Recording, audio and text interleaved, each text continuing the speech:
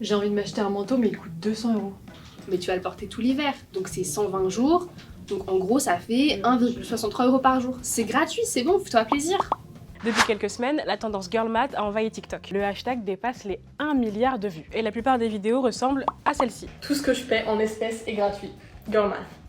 If I'm shopping and it's like, oh, spend $10 more and then we'll give you free shipping, even if the shipping's $4, I should spend the $10 because it's a better investment. Les tickets resto, free.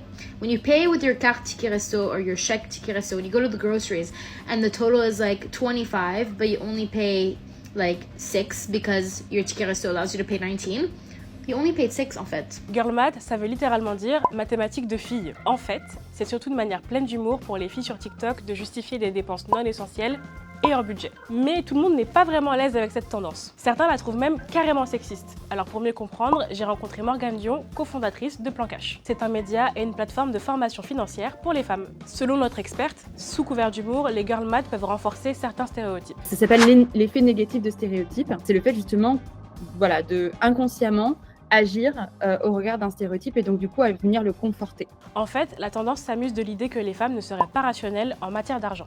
Et donc du coup, ça vient conforter encore une fois cette idée que les femmes ne seraient pas capables d'avoir un raisonnement scientifique, rationnel, basé sur de la donnée, des chiffres, etc.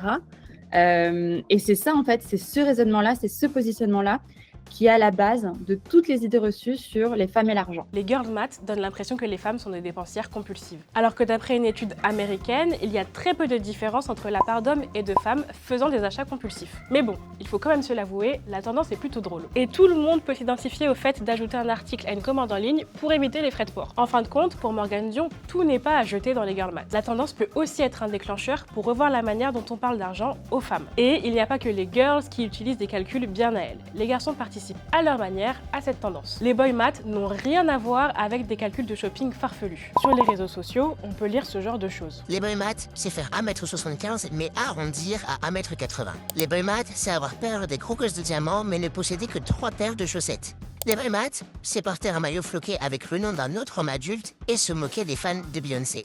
Les boy math, c'est utiliser un gel douche shampoing après shampoing 3 en 1 et une serviette 1-3 pour le corps, le visage et en tant que tapis de douche. Alors oui, pour participer à cette tendance, il faut quand même avoir pas mal d'autodérision. Life.